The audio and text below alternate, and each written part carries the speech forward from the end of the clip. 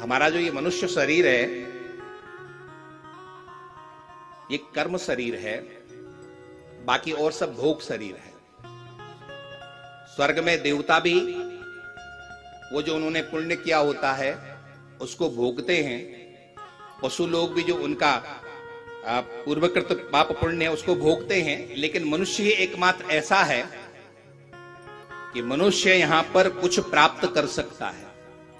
आप हम चाहें तो नारायण के दरवाजे तक भी पहुंच सकते हैं और आप हम चाहें तो नरक के दरवाजे पर भी पहुंच सकते हैं। ये मनुष्य में ही ये सामर्थ्य है, बाकी न देवताओं में सामर्थ्य है न पशु योनि में सामर्थ्य। केवल एकमात्र मनुष्य ही 84 लाख योनियों में एकमात्र मनुष्य ही एक ऐसा है कि जो सर्वश्रेष्ठ है। इसलिए सर्वश्रेष्ठ है क्योंकि ये कर्म, आप जैसा कर्म करते हो वैसे आपको गति प्राप्त होती है। तो नारद जी कहते हैं कि मैं भी इस पृथ्वी पर देखने के लिए आया कि यहां पर हो क्या रहा है, क्यों देवता यहां पृथ्वी पर आना चाहते हैं।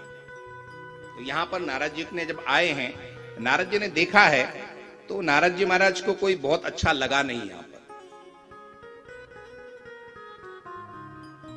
क्यों नहीं लगा, नारद जी ने यहां पर वर्णन किया है कि क्यों उनको अच्छा नहीं लगा। यहां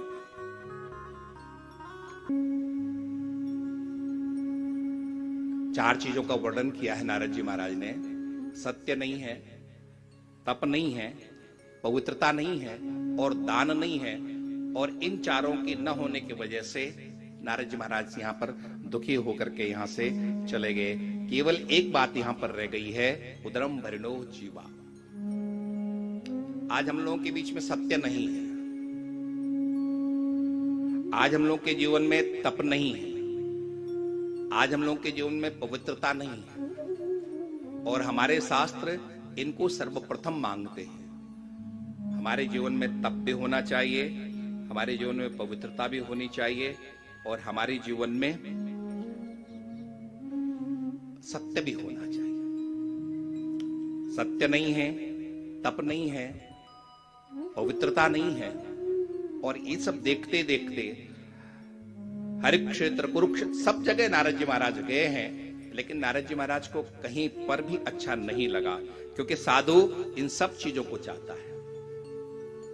यहां कुछ भी दिखाई नहीं दिया नारद जी महाराज को, और ऐसा सभी घरों में भी नारद जी महाराज गए हैं। तो वहां पर उन्होंने देखा कि तरुणी तरुणी प्रभुता गे हे श्यालको बुद्धिदायक। माता पिता का आदर घरों में नहीं है, कोई माता पिता का आदर करता नहीं है। और ये सब देखते देखते नारद जी महाराज कहते हैं कि मैं वृंदावन की ओर भी गया। सत्य नहीं है, दया नहीं है, त्याग नहीं, कुछ भी आजकल नहीं रह गया। हम लोग अपने जीवन को थोड़ा सा मूल्यांकन करें, आज हम लोग के जीवन में ये सब कुछ है क्या? नहीं। सत्य भी हम लोग के जीवन में है नहीं, तब भी हमारे जीवन में है नहीं। पवित्रता, बाहर और अंदर की पवित्रता, पवित्रता भी आप हमारे अंदर जीवन में रह नहीं गई है। पवित्रता केवल हमारे लिए कहां तक सीमित है? हमारे कपड़े साफ होने चाहिए, हमारे शरीर साफ होना चाहिए, इतने तक की पवित्रता हमारी है। लेकिन यहीं तक पवित्रता नहीं है, पवित्रता इसके आगे भी है। हमारे विचारों की पवित्रता होनी चाहिए, हमारे कर्मों की पवित्रता होनी चाहिए। ऐसा कुछ हमारे यहां रह नहीं गया है। आज व्यक्ति केवल एक चीज के पीछे पड़ा है, काम और अर्थ के पीछे पड़ा है व्यक्ति आजकल। न उसे धर्म से मतलब है, न मोक्ष से उसे मतलब है।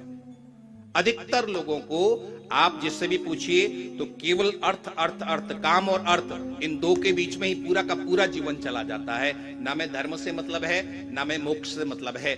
धर्म भी हमारे जीवन में कितना है पता है आपको? आपको थोड़ा खराब लगेगा, लेकिन ये कटु सत्य है। धर्म भी हमारे लिए कुछ देने वाला हो तो हमारे लिए धर्म है, और यदि देने वाला न हो तो हमारे लिए धर्म भी हमारे किसी मतलब का नहीं है।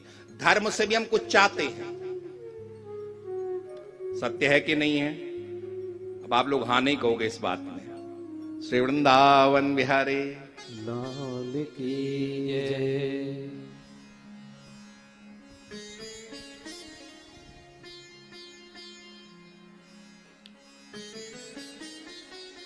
हमारे यहां अर्थ की बुराई नहीं है, पैसे कमाना बुरा नहीं है, हमारे यहां कामनाओं की बुराई नहीं, लेकिन धर्म हमारे यहां प्रथम है।